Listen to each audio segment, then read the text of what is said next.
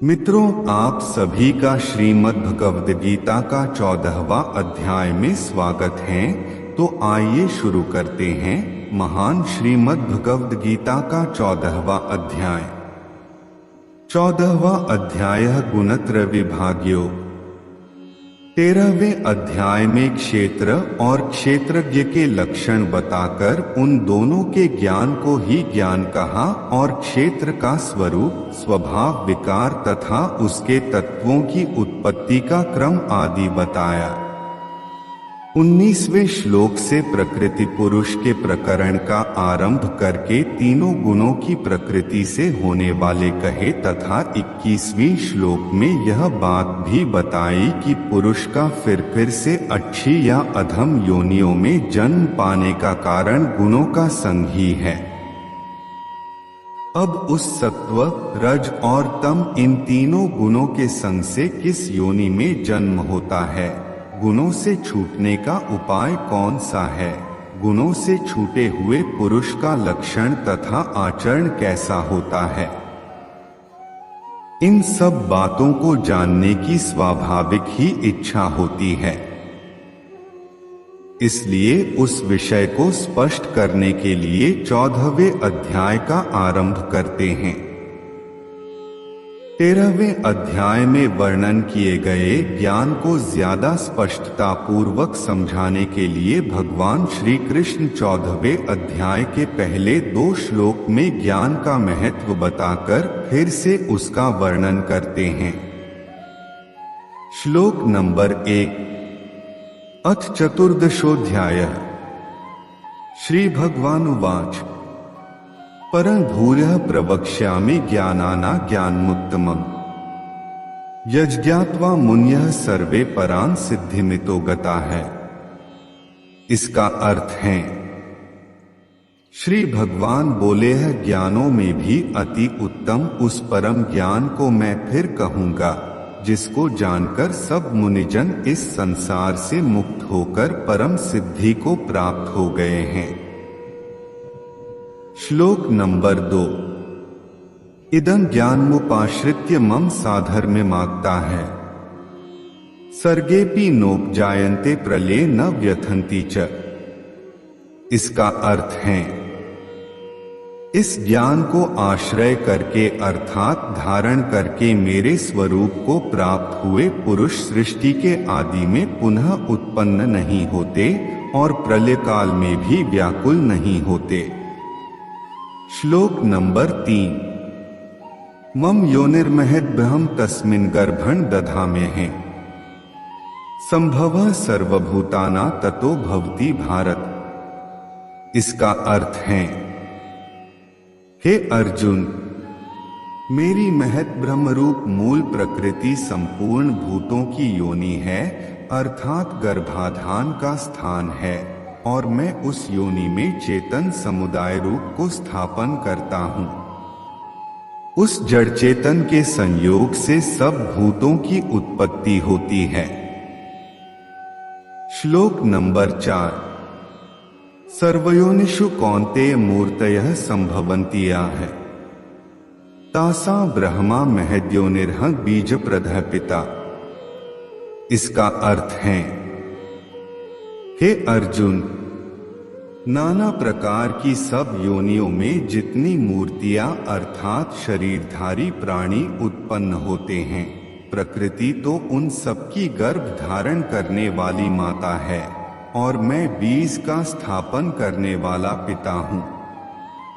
श्लोक नंबर 5। सत्व रजस्तम इति गुणाः प्रकृति संभवा है निबध्नन्ति महाबाहो देहे देहिनम व्ययम्। इसका अर्थ है, हे अर्जुन, सत्वगुण, रजोगुण और तमोगुण ये प्रकृति से उत्पन्न तीनों गुण अविनाशी जीवात्मा को शरीर में बांधते हैं। श्लोक नंबर 6। तत्र सत्व निर्मलत्वात् प्रकाशकम नाम्य सुख संगेन बध्नाति ज्ञान संगेन चानघ। इसका अर्थ है, हे निष्पाप, उन तीनों गुणों में सत्वगुण तो निर्मल होने के कारण प्रकाश करने वाला और विकार रहित है। वह सुख के संबंध से और ज्ञान के संबंध से अर्थात अभिमान से बांधता है। श्लोक नंबर 7 और 8। रजो रागात्मकं विद्धि तृष्णासंसमुद्भवम् तन्निबध्नाति कौन्तेय कर्मसंगेन देहिनम् तमस्त्वज्ञानजं विद्धि मोहन सर्वदेहिना प्रमादालस्य निद्राभिस्तन्निबध्नाति भारत। ये सभी का अर्थ है। हे अर्जुन, रागरूप रजोगुण को कामना और आसक्ति से उत्पन्न जान। वह इस जीवात्मा को कर्मों के और उनके फल के संबंध से बांधता है। सब देहाभिमानियों को मोहित करने वाले तमोगुण को तो अज्ञान से उत्पन्न जान। वह इस जीवात्मा को प्रमाद, आलस्य और निद्रा के द्वारा बांधता है। श्लोक नंबर 9। सत्वं सुखे संजयति रजः कर्मणि भारत ज्ञानमावृत्य तु तमः प्रमादे संजयत्युत। इसका अर्थ है, हे अर्जुन, सत्वगुण सुख में लगाता है और रजोगुण कर्म में तथा तमोगुण तो ज्ञान को ढककर प्रमाद में लगाता। श्लोक नंबर 10।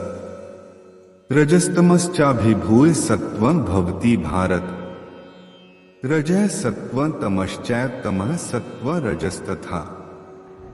इसका अर्थ है, हे अर्जुन, रजोगुण और तमोगुण को दबाकर सत्वगुण और तमोगुण को दबाकर रजोगुण, वैसे ही सत्वगुण और रजोगुण को दबाकर तमोगुण होता है, अर्थात बढ़ता है। श्लोक नंबर 11। सर्वद्वारेषु देहस्मिन् प्रकाश उपजायते ज्ञान यदा तदा विद्याद् विवृद्धः सत्वमित्युक्तः। इसका अर्थ है, जिस समय इस देह में तथा अंतःकरण और इंद्रियों में चेतनता और विवेक शक्ति उत्पन्न होती है, उस समय ऐसा जानना चाहिए सत्वगुण बढ़ा है। श्लोक नंबर 12। लोभः प्रवृत्तिरारम्भः कर्मणां शमः स्पृहा रजस्येतानि जायन्ते विवृद्धे भरतर्षभ। इसका अर्थ है, हे अर्जुन, रजोगुण के बढ़ने पर लोभ, प्रवृत्ति, स्वार्थ बुद्धि से कर्मों का सकाम भाव से आरंभ, अशांति और विषय भोगों की लालसा, ये सब उत्पन्न होते हैं। श्लोक नंबर 13। अप्रकाशो प्रवृत्तिश्च प्रमादो मोह एव च तमस्येतानि जायन्ते विवृद्धे कुरु नंदन। इसका अर्थ है, हे अर्जुन, तमोगुण के बढ़ने पर अंतःकरण व इंद्रियों में अप्रकाश, कर्तव्य कर्मों में अप्रवृत्ति और प्रमाद अर्थात व्यर्थ चेष्टा और निद्रादि अंतःकरण की मोहिनी वृत्तियां, ये सभी उत्पन्न होते हैं। श्लोक नंबर 14।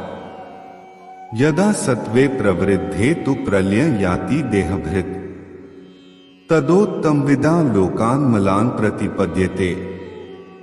इसका अर्थ है, जब यह मनुष्य सत्वगुण की वृद्धि में मृत्यु को प्राप्त होता है, तब तो उत्तम कर्म करने वालों के निर्मल दिव्य स्वर्गादि लोकों को प्राप्त होता है। श्लोक नंबर 15। रजसि प्रलयं गत्वा कर्मसंगिषु जायते तथा प्रलीनस्तमसि मूढ़योनिषु जायते। इसका अर्थ है, रजोगुण के बढ़ने पर मृत्यु को प्राप्त होकर कर्मों की आसक्ति वाले मनुष्य में उत्पन्न होता है तथा तमोगुण के बढ़ने पर मरा हुआ मनुष्य कीट, पशु आदि मूढ़ योनियों में उत्पन्न होता है। श्लोक नंबर 16।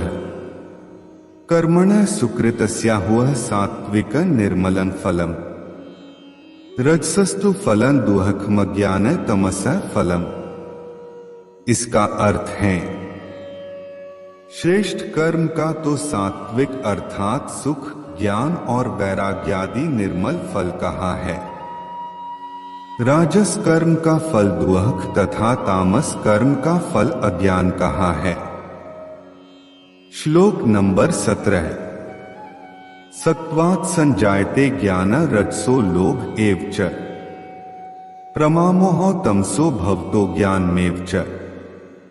इसका अर्थ है सत्वगुण से ज्ञान उत्पन्न होता है और रजोगुण से निःसंदेह लोभ तथा तमोगुण से प्रमाद और मोह उत्पन्न होते हैं और अज्ञान भी होता है।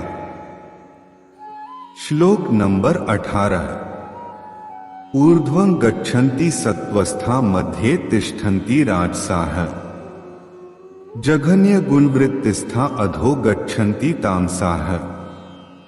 इसका अर्थ है सत्वगुण में स्थित पुरुष स्वर्ग आदि उच्च लोकों को जाते हैं, रजोगुण में स्थित राजस पुरुष मध्य में अर्थात मनुष्य लोक में ही रहते हैं और तमोगुण के कार्य रूप निद्रा, प्रमाद और आलस्यादि में स्थित तामस पुरुष अधोगति को अर्थात कीट, पशु आदि नीच योनियों को तथा नरकों को प्राप्त होते। श्लोक नंबर 19। नान्य गुणेभ्यः कर्तारं यदा द्रष्टानुपश्यति गुणेभ्यश्च परं वेत्ति मद्भावं सोऽधिगच्छति। इसका अर्थ है जिस समय दृष्टा तीनों गुणों के अतिरिक्त अन्य किसी को करता नहीं देखता और तीनों गुणों से अत्यंत परे सच्चिदानंद घन स्वरूप मुझ परमात्मा को तत्व से जानता है, उस समय वह मेरे स्वरूप को प्राप्त होता है। श्लोक नंबर 20।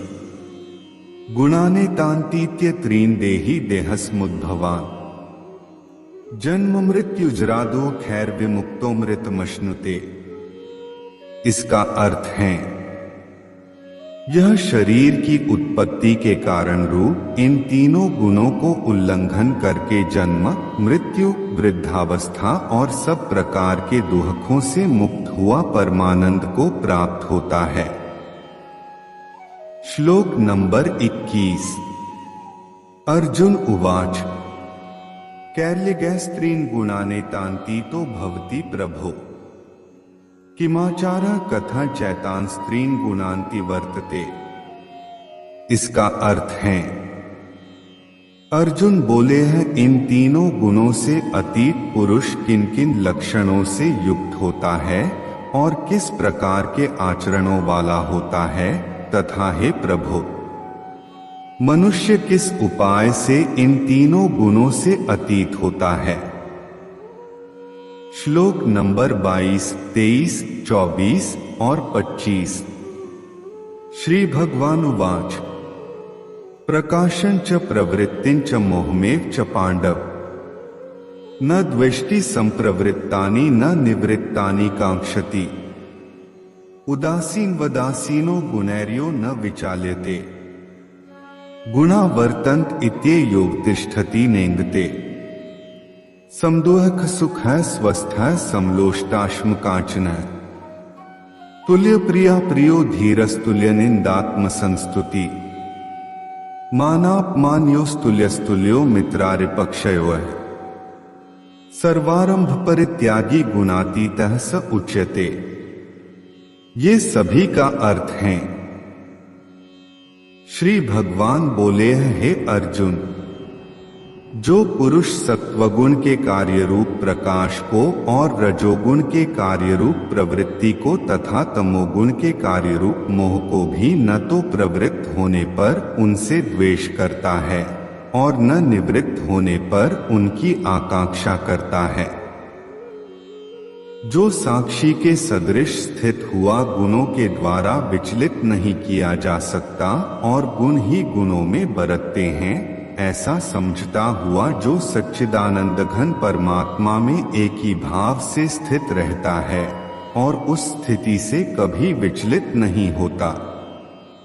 जो निरंतर आत्मभाव में स्थित दुख सुख को समान समझने वाला, मिट्टी, पत्थर और स्वर्ण में समान भाव वाला, ज्ञानी, प्रिय तथा अप्रिय को एक सा मानने वाला और अपनी निंदा स्तुति में भी समान भाव वाला है। जो मान और अपमान में सम है, मित्र और वैरी के पक्ष में भी सम है तथा संपूर्ण आरंभों में कर्तापन के अभिमान से रहित है, वह पुरुष गुणातीत कहा जाता है।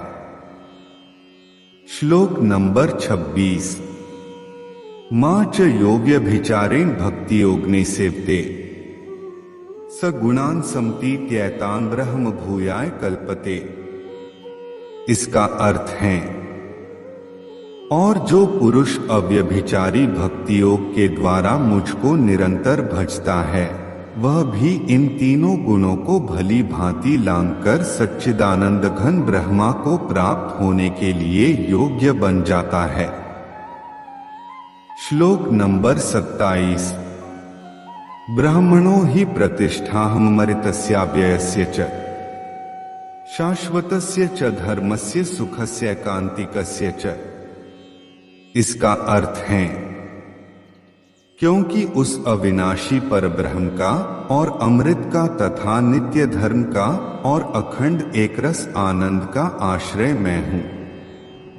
तत्सदिति श्रीमद् भगवद गीतासूपनिषत्सु ब्रह्म विद्यायां योगशास्त्रे श्री कृष्णार्जुन संवादे गुणत्रय विभाग योगो नाम चतुर्दशोऽध्यायः। इस प्रकार उपनिषद, ब्रह्म विद्या तथा योग शास्त्र रूप श्रीमद् भगवद गीता के श्री कृष्ण अर्जुन संवाद में गुणत्रय विभाग योग नामक 14वां अध्याय संपूर्ण हुआ। श्रीमद् भगवद गीता का 14वां अध्याय यहीं पर समाप्त होता है। उम्मीद करते हैं मित्रों कि आप सभी को ये वीडियो जरूर पसंद आई होगी।